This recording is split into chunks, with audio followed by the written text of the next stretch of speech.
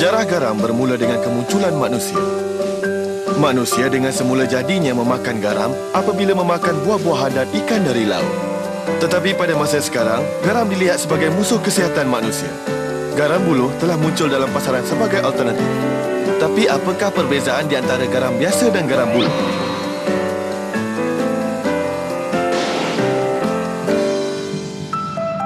Badan yang sihat mengandungi 0.9% sodium. Sodium menolong perembesan bendalai penghadaman dan menghapuskan bahan mineral daripada dinding pembuluh darah. Garam memainkan peranan penting dalam kehidupan kita, tapi seluruh dunia sekarang berjuang menentang garam. Perancis ingin mengurangkan penggunaan garam sebanyak 20%, dengan semakin kurang sebanyak 4% setiap tahun.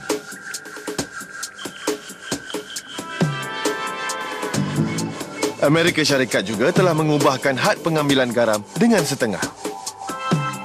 Semua di dunia sekarang mengambil perhatian tentang bahaya garam.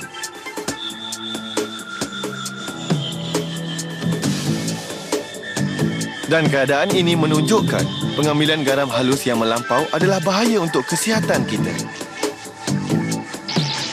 Natrium, bahan utama garam halus, mengembangkan pembuluh darah dengan penyerapan air yang melampau, yang menyebabkan penyakit berkaitan keuzuran seperti tekanan darah tinggi, sklerosis arteri dan strok.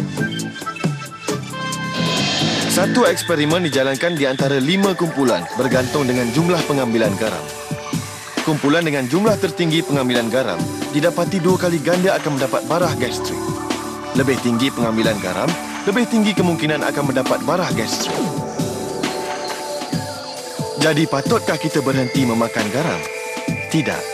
Kekurangan sodium di dalam badan kita akan menyebabkan kerosakan tekanan perimbangan asmatik yang akan menyebabkan kehilangan selera, keletihan, sawan dan muntah. Untuk sebab-sebab ini, kita mesti memakan garam. Jadi, adakah suatu cara yang lebih baik untuk membuatnya?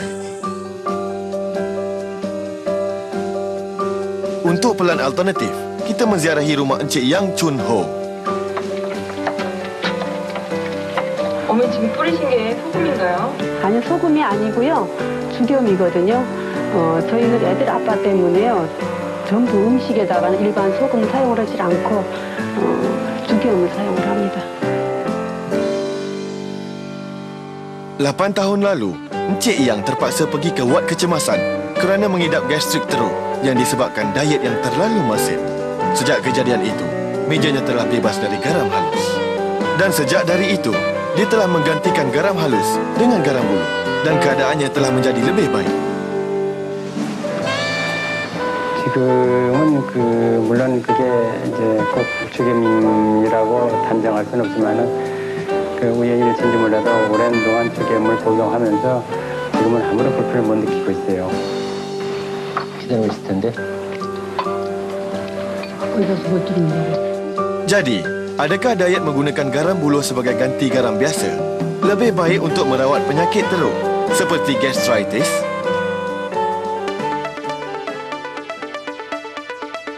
Untuk mendapat bukti tepat, 4 kumpulan tikus diberi makan garam halus, garam yang dijemur, garam buluh dan air, dan kemudian diperiksa.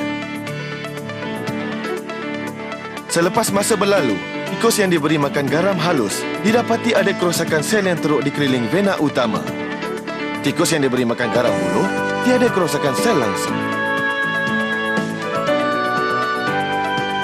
Juga, garam buluh diberi berterusan kepada tikus selepas merosakkan dengan palsu membran gastrik lendirnya dengan alkohol dan asid salidik.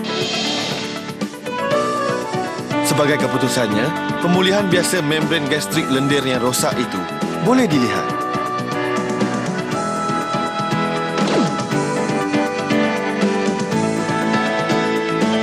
Ia boleh dilihat dari eksperimen ini bahawa garam halus boleh meracuni, tetapi garam buluh adalah bermanfaat.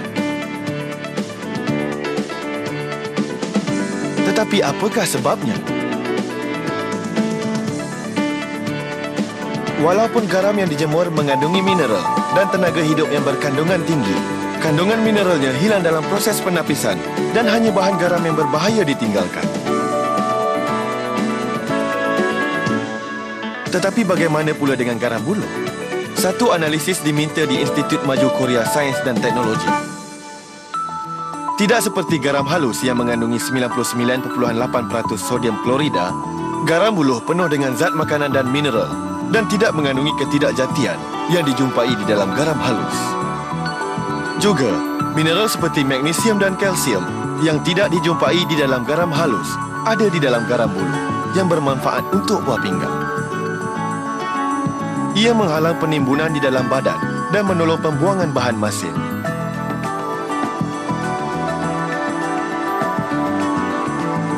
Sebabnya garam buluh mengandungi kebaikan berlainan daripada garam halus disebabkan oleh proses pembuatan dan bahan-bahan yang berlainan.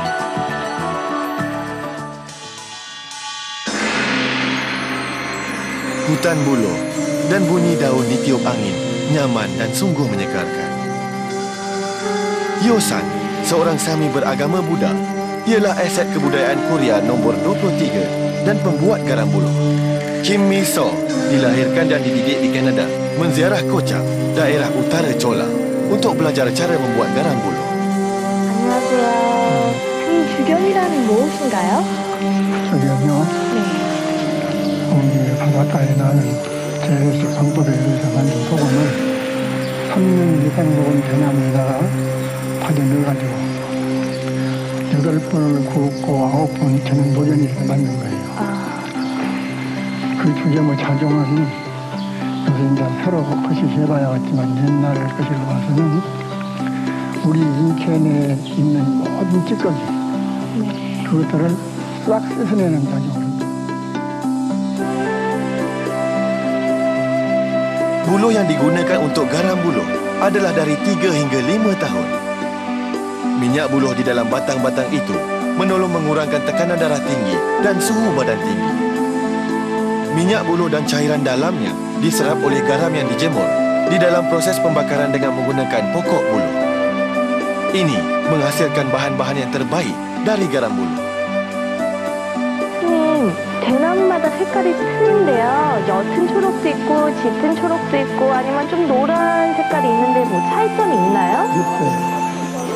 이거는 3년생이고 좀 조금 더 짙은 초록색은 2년생이라고 볼 수 있어요. 2년생이요? 이렇게 차이점이 있네요.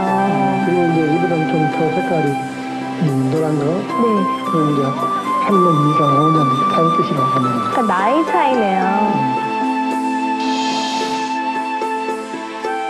Isikan dengan penuh sebatang buluh dengan garam yang telah dijemur yang bersih daripada apa-apa bahan berbahaya. Jangan meninggalkan apa-apa tempat kosong di dalam buluh. 대나무가요. 뭐 사이즈 별도로 뭐 있나요? 이건 뭐 사이즈별로 규격화된 것은 아니고요. 성분이 형태이기 때문에 직경 7, 8cm 미만의 것. 이것이야말로 이런 제품을 대나무를 써야만이 중심점에 가만히 놓고 보면 대나무 수액이 잘 스며들게 돼 있어요. Menyusun batang-batang buluh itu dalam longgokan yang dipenuhi dengan garam yang dijemur dengan kemas di atas sebuah gerabak besi. Letakkannya ke dalam sebuah relau bagas yang diperbuat oleh dinding yang diliputi oleh tanah kuning. Pokok pine yang telah ditebang di dalam masa setahun digunakan sebagai kayu api sebab ia bebas daripada toksin-toksin dan mengandungi tenaga pembasmi kuman yang tinggi. Garam buluh itu kemudiannya dibakar pada suhu sehingga lebih daripada 800 darjah selama 6 hingga 8 jam. Serbuk resin pine ditambahkan kepada kayu api untuk meningkatkan keasyikan api itu. Keluarkan garam buluh itu dari relau bagas. Sebaik saja garam yang dijemur telah dibakar dengan mencukupi setelah menyerap ciri-ciri perubatan buluh dan pine, tanah kuning dan gerabak besi. Hanya garam buluh yang tertinggal dalam bentuk seperti tiang kerana pokok-pokok buluh itu telah dibakar menjadi abu. 예, 어제 그 참이름을 다듬어가지고 대나무에 이렇게 한 번 벗어 나온 것이거든요. 보시면 이 대나무 재질이 좀 크게 보이죠? 한번 보니까 하얗 천일염처럼 하얗잖아요. 상당히 뜨겁네요. 지금 굉장히 뜨겁죠. 한번 제가 때려볼게요. 이렇게 금속한 금속성을 분간하죠. 이게 바로 주겸의 그 수성량보다 아주 Batang-batang garam buluh itu akan dibakar sebanyak 8 kali lagi dengan prosedur yang sama. Untuk membakar garam itu lagi, ia mesti melalui proses penghancuran.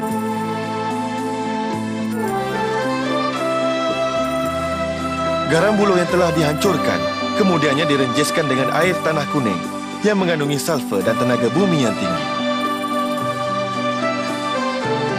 Ini dimasukkan ke dalam batang buluh dan dimampatkan.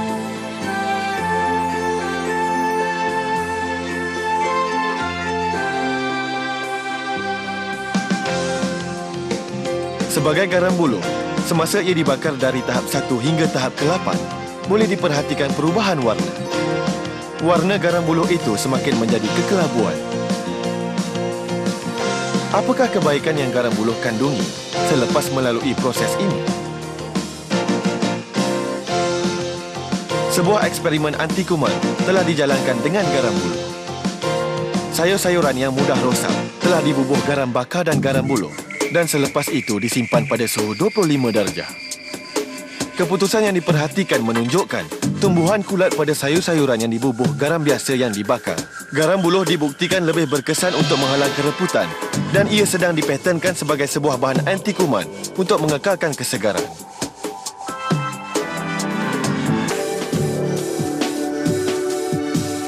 Dioksin mencair pada suhu lebih daripada 700 darjah. Garam buluh dibakar 8 kali pada suhu lebih daripada 800 darjah dan dibakar pada suhu lebih daripada 1500 darjah pada kali terakhir yang mencairkan dioksin. Hanya 0,001 pikogram peninggalan dioksin didapati dalam garam buluh ungu di dalam sebuah eksperimen yang dijalankan oleh Universiti Sains dan Teknologi Kohang. Garam buluh ungu ada penggabungan 5 bahan-bahan yang berlainan: pokok buluh, kayu api pokok pan, tanah kuning, gerabak besi dan garam dijemur. Pokok buluh mengandungi unsur-unsur kayu. Kayu api mewakili api, tanah kuning ialah tanah, gerabak besi mewakili logam dan garam itu mengandungi air. Semua ini mewakili 5 unsur utama.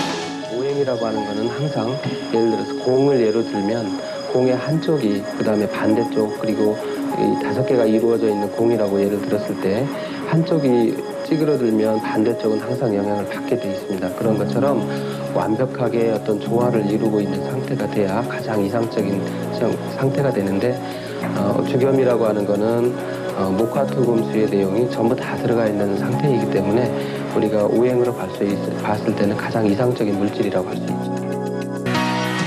Sebuah eksperimen telah dijalankan untuk menguji kandungan asid garam buluh ungu. Kedua-dua garam halus dan garam buluh ungu ditambahkan kepada tiup-tiup suling yang dipenuhi dengan air suling berasid dengan bahan-bahan uji dan dikacaukan. Tidak ada perubahan di dalam tiup-tiup yang mengandungi garam halus, tetapi tiup-tiup yang mengandungi garam buluh ungu menunjukkan reaksi alkali. Ini menunjukkan bahawa garam buluh beralkali boleh menolong menetralkan kandungan asid fizikal orang kontemporari hari ini. Dan sebagai hasil, menambahkan klorinat yang boleh menyebabkan alah kepada air dengan garam halus dan garam buluh. Tiup yang mengandungi garam halus menunjukkan tiada perubahan, tetapi tiup yang mengandungi garam buluh mula menjadi lebih jelas disebabkan oleh pencairan klorinat.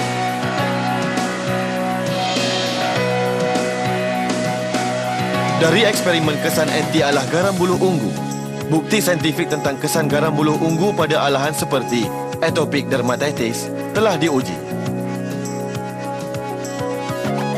Selepas menyuntikkan 2 ekor tikus dengan bahan-bahan yang menyebabkan alahan, setiap ekor tikus itu masing-masing diberikan garam buluh dan garam halus. Selepas masa berlalu, tikus yang diberikan garam buluh ungu mula menunjukkan hanya sedikit tanda-tanda alahan.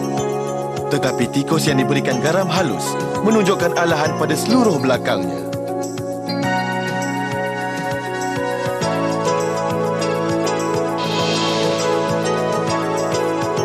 Keputusan daripada eksperimen anti kuman garam buluh ungu telah diumumkan di dalam jurnal-jurnal Sains Amerika. Kesan-kesannya lebih ketara dengan penambahan garam buluh ungu dan garam halus.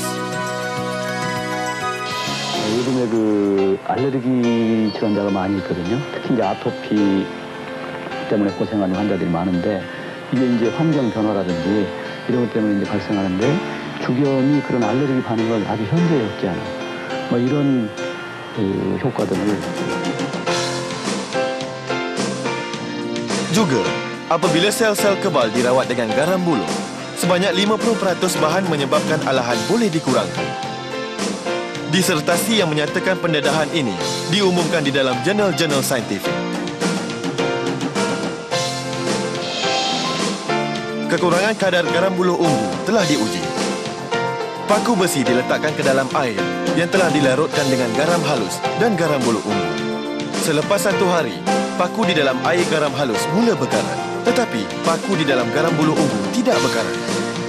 Selepas 3 hari, paku air garam halus itu berkarat dengan teruk, tetapi paku air garam buluh ungu masih tidak dioksidakan. Mengapakah paku di dalam air buluh ungu tidak menunjukkan tanda-tanda pengoksidaan? Nilai potensi pengurangan pengoksidaan garam buluh ungu telah diuji. Ujian ORP ini menunjukkan keputusan yang menghairankan tentang nilai garam buluh ungu mencecah negatif 426 mg. Nilai pengurangan adunan kacang yang dikenali sebagai makanan awet yang paling baik ialah negatif 200 mg.